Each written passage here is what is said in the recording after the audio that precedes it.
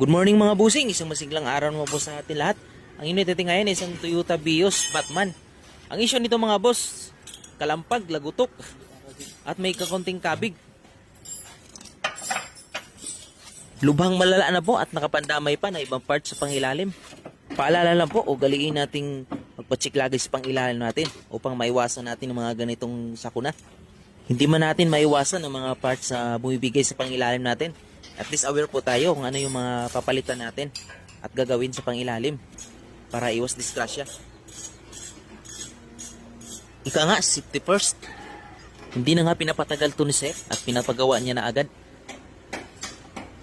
Sikanan lang po itong nabili ni Sir. So bali pangalawang may-ari na siya. At ito nga, mga isang linggo pa sa kanya, ganito na yung sitwasyon.